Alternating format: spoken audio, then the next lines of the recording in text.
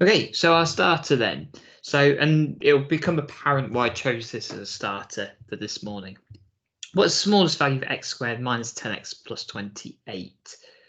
Now, factorizing this one is going to be quite tricky.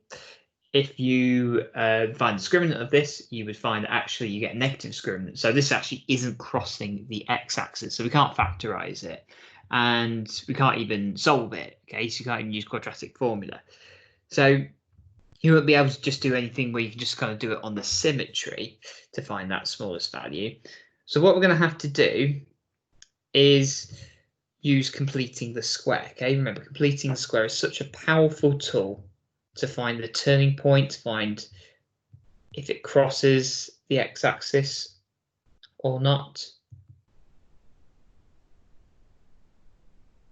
So to complete the square, we're just simply going to do x minus 5 all squared, and then we have to take away that 25, of course, because when we expand that bracket out, we get an unwanted positive 25. And then just simplifying that, don't forget about that plus 28 there. We just get x minus 5 all squared plus 3.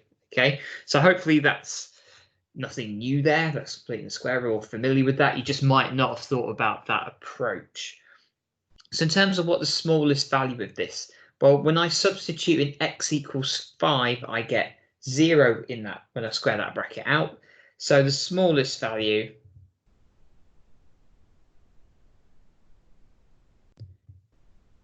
is going to be 3.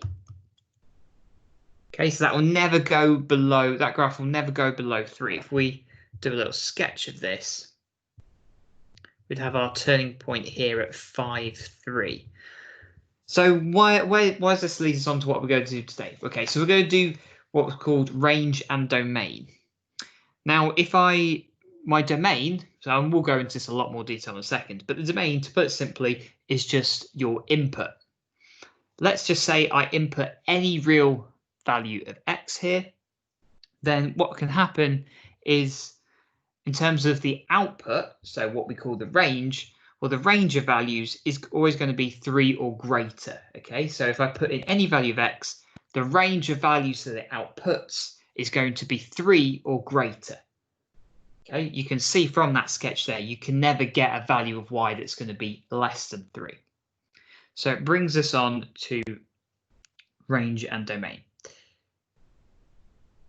So a lot of what this lesson is going to be is mostly a lot of definitions and just kind of look at the theory of it. And we'll do a few basic examples at the end, and that's what you'll be working on in the hand-in questions today, just some basic examples. And what that enables you to do is then have a go at some of the harder ones on Friday. So we're going to start off with what a mapping is. So a mapping links two sets of items together. So in maths, generally, our mappings will often be in the form of an equation. Okay, so it's just a rule that links two sets together, and often that rule we will write as an equation. Certainly a lot of examples you'll see today, that rule will be an equation. So let's consider a set of elements. Okay, so we're going to consider a set of numbers that I'm going to call A, and the set is going to be 1, 2, 3, and 4. And set B is going to be 3, 5, 7, and 9. I'm going to call set A the input set, okay, which is called the domain, to give it its technical name. And set B, you might think of this as the output, is called the range. So in this example, I'm inputting 1, 2, 3, and 4 in, and I'm getting 3, 5, 7, and 9. I've defined this particular set as 1 goes to 3, 2 goes to 5, and 3 goes to 7, and 4 goes to 9. What we might see is a rule that takes an element from set A and maps it to set B. So the 1 gets mapped to 3 here, the 2 gets mapped to 5, etc. What you should see is every time I double the element, okay, the number in set A, and I add 1 to it. So 1 times 2 plus 1 is 3, 2 times 2 plus 1 is 5, 3 times 2 plus 1 is 7, and so on. What this means is my rule to go from set A to set B, if I introduce this in terms of algebra. So if the elements of set A are represented by X and the elements of B are represented by Y, then the relationship is just Y equals 2X plus 1. Okay, I put a value of X in, I double it, add 1 to it, and that outputs Y. So we can express this in function notation. So you would have seen this before. So we could either represent this rule as f of x equals 2x plus 1, or you might not have seen this as much, but you can say f maps x by the rule 2x plus 1. Okay, and both mean the same thing. Take your value of x, times it by 2, add 1 to it, and then it will give you what is in set B. So in this particular example, for every one unique value we put in, there is only one unique value that is the output. Okay, when I put in 1, I only get one solution out of it. When I put in the number 2, I only get one solution out of that. Okay, it's not giving me multiple solutions. And likewise, there's not multiple solutions that give me 3. The only solution that can give me 3 is just when I put in x equals 1. The only solution that can give me 5 is when I put in x equals 2. So this leads us into types of mapping. So what we've just seen there is a one-to-one mapping. And there's 4 types of mappings: one-to-one, many-to-one, one-to-many, and many-to-many. So I'm going to go through these in quite a bit of detail, just so you're clear on what each type of mapping is. So firstly, we're going to start with the one-to-one mappings. So this is the example we just saw. For each value of x, there is a unique value of y and vice versa. What that means is you put in a value of x and it will return a single value of y. Going the other way, if you input a unique value of y, it will give you a unique value of x. A good way, if you've drawn the graph, to see if a graph is one-to-one or one-to-many is if you get a ruler and if you scan down here. So if you just look at this one on the left, okay, so if you just scan down here, what you'll see is when I go horizontal, when I draw any line horizontal, at most it cuts the graph just the once. Okay, so it's never cutting the graph more than once. Same happens when I move this going vertically.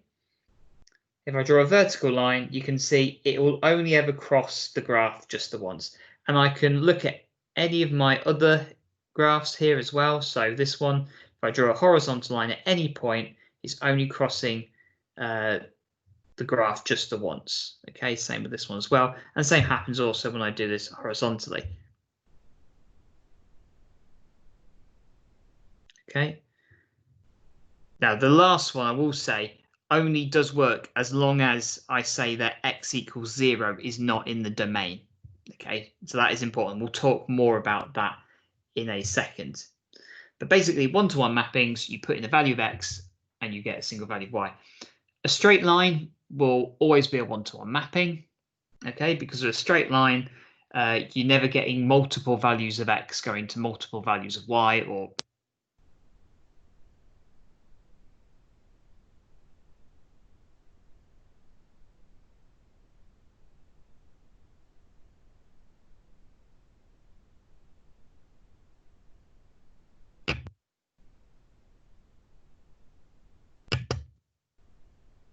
sorry, I was just muted there for a second. Just if you confirm, I only just did that. I think I just accidentally hit my microphone there.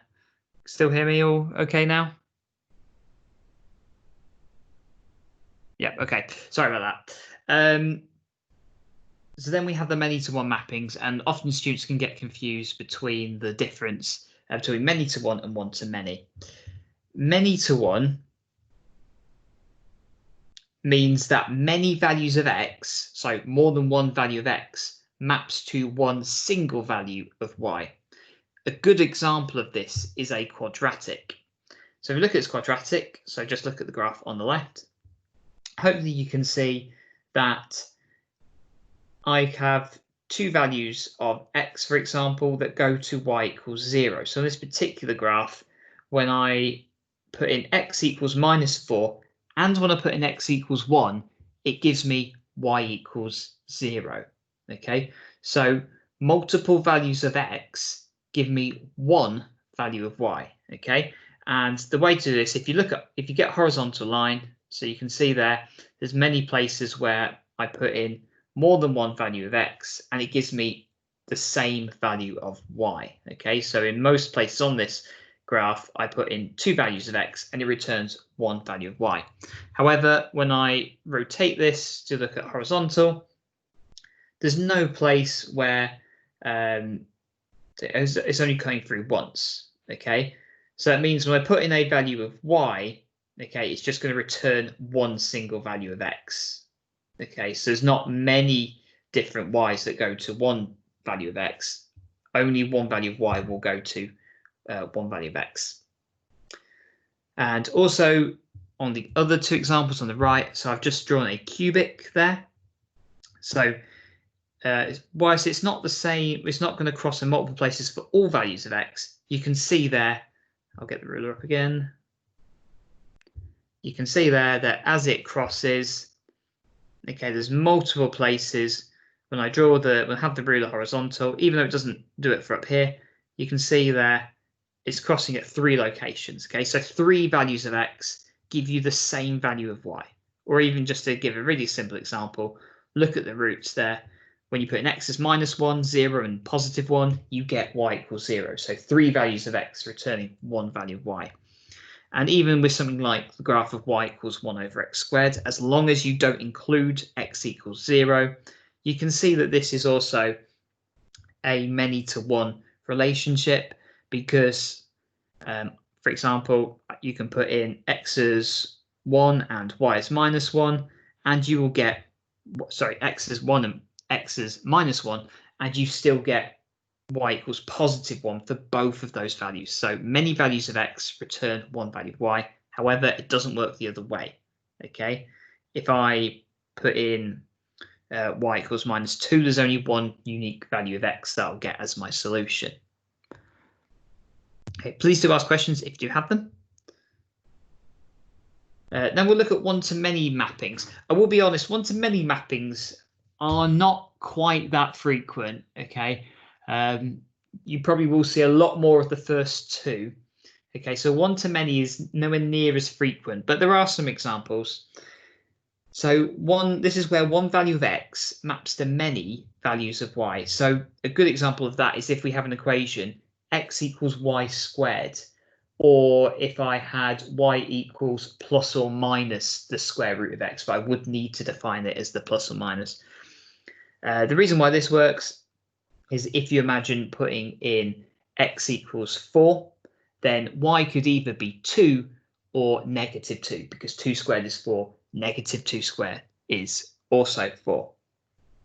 With a one-to-many mapping, if you get a ruler, when you look horizontally, you'll see that it only ever crosses the graph at least once. Okay, so it's that way. And if we go the other way, though, you can see that you're getting if you look at the ruler, it's going to cross it more than once. Okay, so a vertical line may cut the graph more than once. Okay, as long as it does it at least at one point. It doesn't have to do it for every value. If it happens at least one point, then it will be one-to-many. Okay, and I just did another example. I think this is a graph of x equals y cubed plus 3y squared, I believe. Quite an uncommon graph that you would see throughout your A-level maths, but this also is another example of one-to-many mapping. If I put my ruler horizontally, it's only going to cross it once. If I put the ruler vertically, it crosses it many times. Okay, so one value of x goes to many values of y. Finally, we have many-to-many mappings. And a good example of a many-to-many mapping is a circle, because a circle is where many values of x go to many values of y, and many values of y go to many values of x. So for example, if you have x squared plus y squared equals 9, then when x is 1, y could either be root 8 or -root 8. And when y is 2, for example, x could be positive root 5 or negative root 5. And with this, if you get your ruler, and you can hopefully see on here,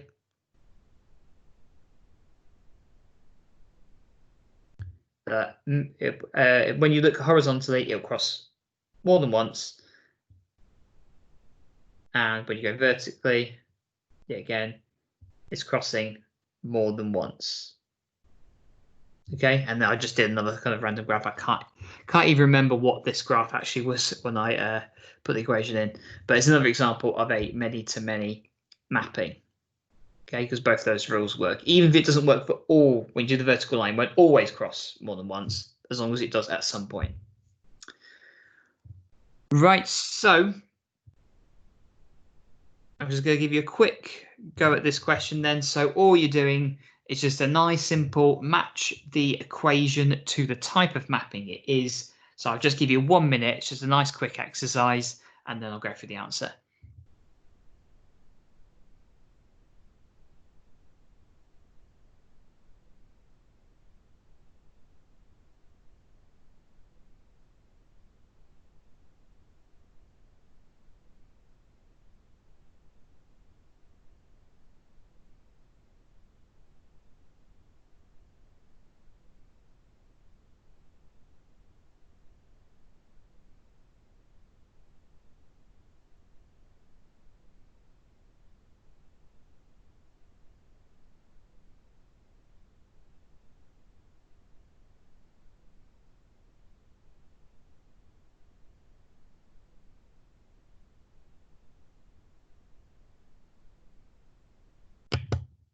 Okay, that's your minute then.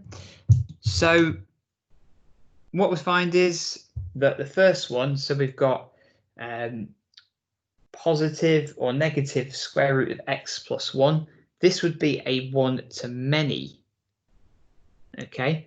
Because if I put in, let's say, x equals 3, then I've got positive 2 and, sorry, positive 2 and negative 2 as my two solutions. So one value of x is returning many values of y, okay, but not the other way, because then that would be many to 1. X minus 3, well, that's just a straight line. That's just 1 to 1, okay? You put in a value of x and you get a unique value of y. Just think about, a very straightforward example, y equals x. You put in x equals 1, you get y equals 1. You put in x equals 2, you get y equals 2. Okay, and also vice versa. You're just getting one. You put in one value of x, you get one value of y, and vice versa. The next one's a circle, like we just saw, so that's many to many. Okay, you put in a value of x, and you'll get two values of y here for the circle. You put in a value of y, and you'll get two values of x in return. And then finally, we've got quadratic. That's a many to 1. So you can put in, for example, x equals 3 and x equals minus 3, and it will just return you the one value, which is just y equals 9. So I've done another little form. If you just want to fill in how many you got there, so hopefully it might not come up in the chat, but I think in the general page it should come up. If it doesn't, my apologies. I'll just double check it is coming up.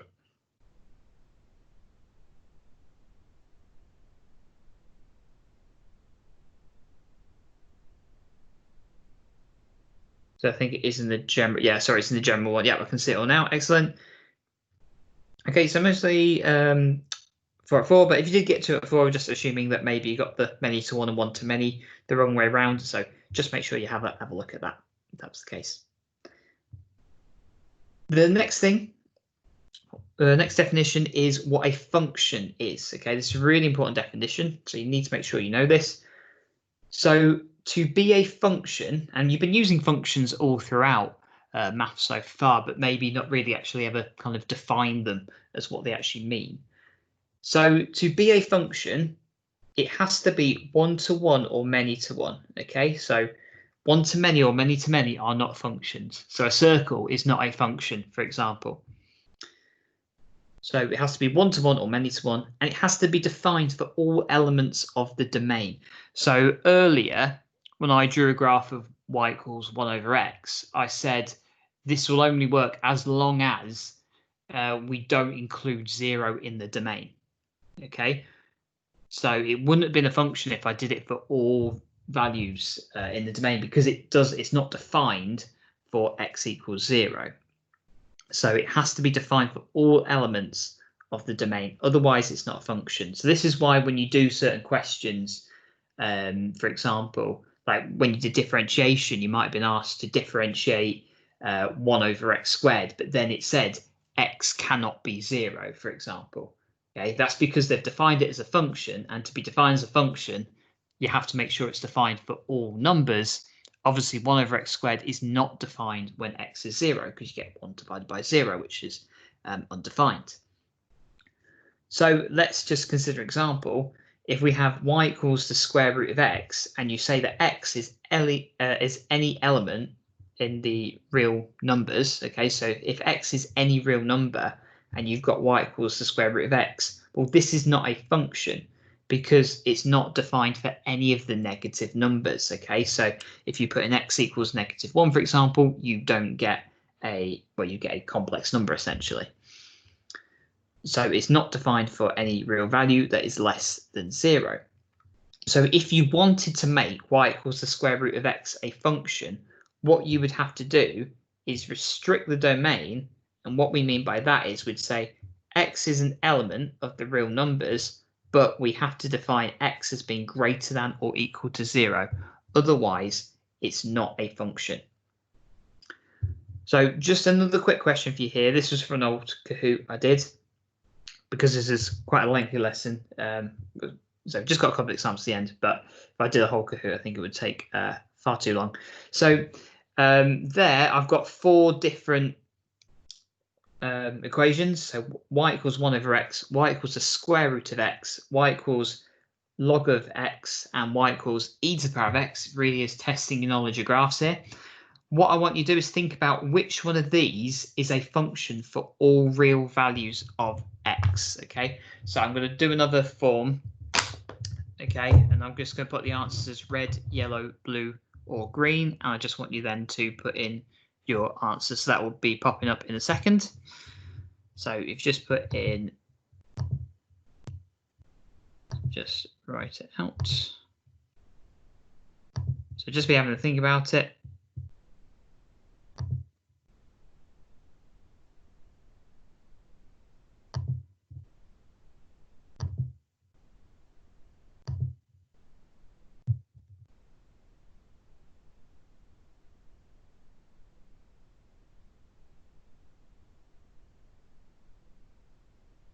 Seconds.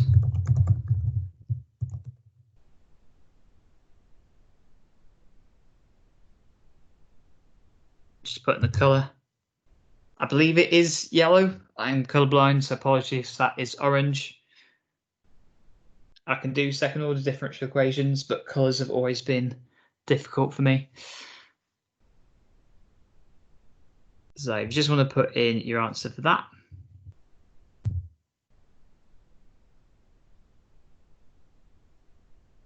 Okay, and just go with what you think. Just because someone else has put a different one, just because one answer is more popular than the other people could be wrong. Sometimes, you know, I put in little tricks, little traps for you. So most of you saying green there, which is correct. Okay, so y equals e to the power of x. And the reason why it's e to the power of x is if you draw that graph, you could see that it's going to be, there's no value of x that you put in that won't work. Okay, so e to the x looks something like this. Okay, any value of x you put in returns a defined value of y.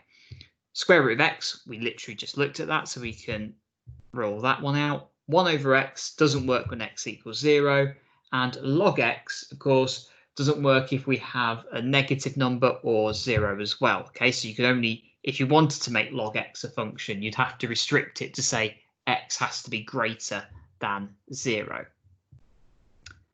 So the last thing is then just to look at a couple of examples. Apologies for going a little bit over half an hour, but it is important that we get this all correct, and it really helped for Friday as well if we kind of make sure we're okay on the basics. So but these examples are quite quick. So we must find the range of given functions and determine whether they are one-to-one or many-to-one. So just two examples here we'll look through today. The first one is 4x minus 3. So what I'm going to do, but the difference here is it's not just 4x minus 3 for any real value of x, because if that was my domain, what I'm inputting is any real value of x, then I could have any real value for y as my output. However, the domain here is restricted between 0 and 5. Okay, and you'll get given this domain in the question. So as I draw this, I'm just going to draw this from 0 to 5. Okay, so this is just going to look like this. Okay, cuts through at 3/4. Don't necessarily need that for this question, but it's just good practice to get into. When x equals 0, y equals minus 3. And the largest value of y is going to be when x equals 5. So that is just going to be 17. Okay, so when x equals 0, y equals minus 3. Okay, when I put in the smallest value in my domain, I get the smallest value in the range. And when x is 5, just do 4 times 5 minus the 3, I get y as 17.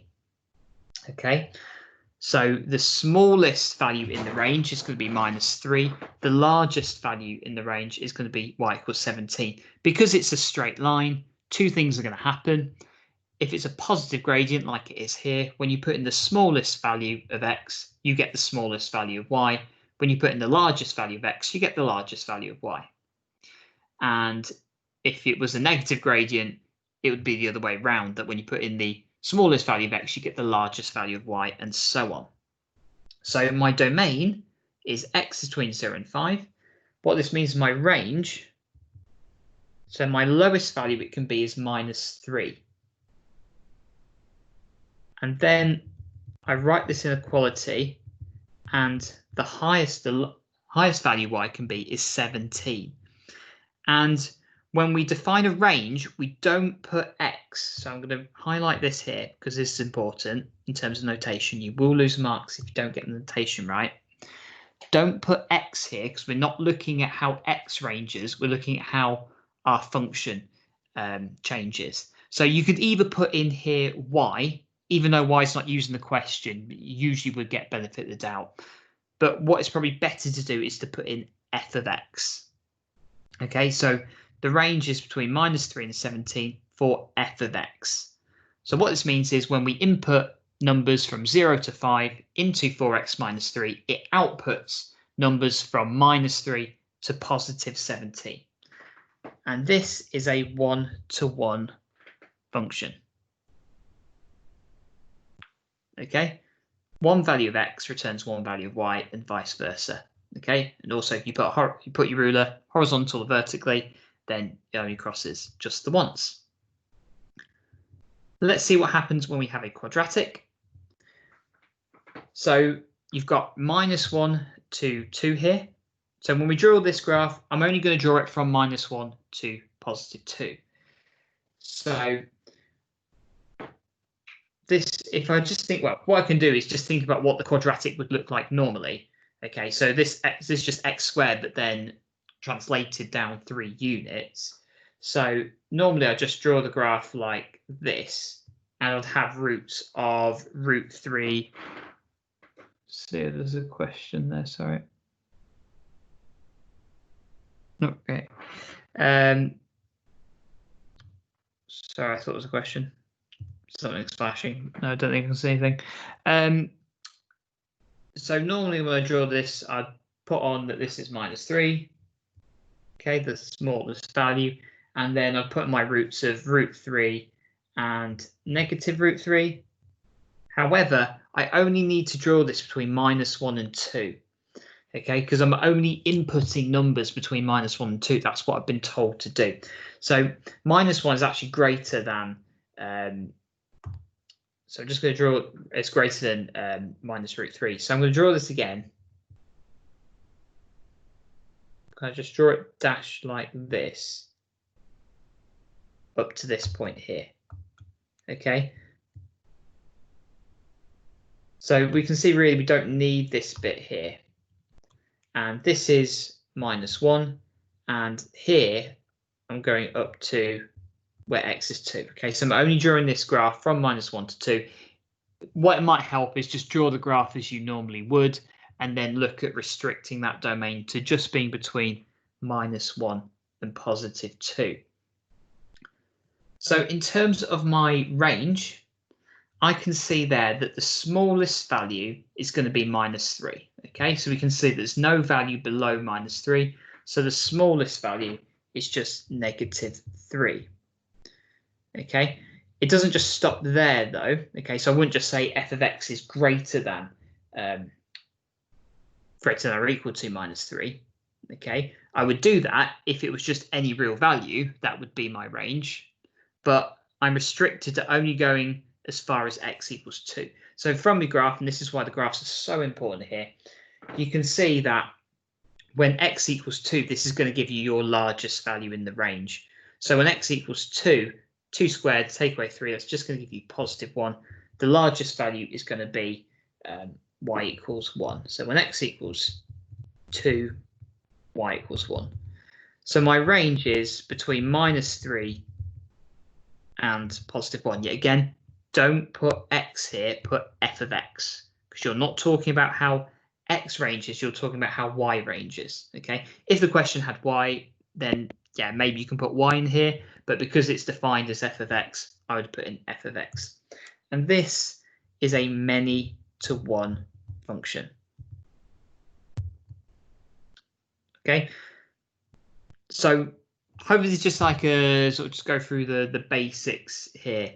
It does take a lot of practice, which is why I didn't want to get into some of the harder examples that are in the booklet today, because I think just getting your head around the theory can be quite enough. There's quite a lot to take in here. So I will just do a quick review of everything we've done today.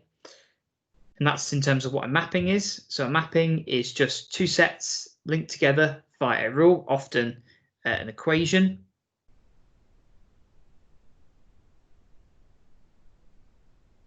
And then a domain is what we input and a range is what we output.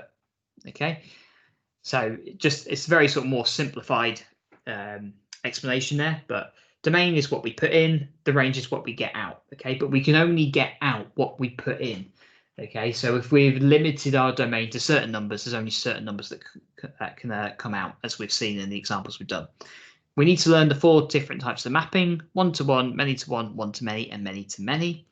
And to be a function, you have to make sure it's either one-to-many or many-to-one, and it's defined for all elements of the domain.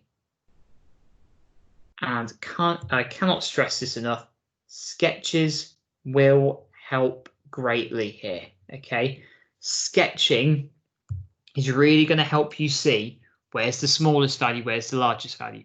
By the way, some of the examples you're about to do, it won't always be between two numbers for your range. Okay, for example, if you just like say if you've got y equals x squared and your domain is just any real value of x, then your range would just be 0 or greater.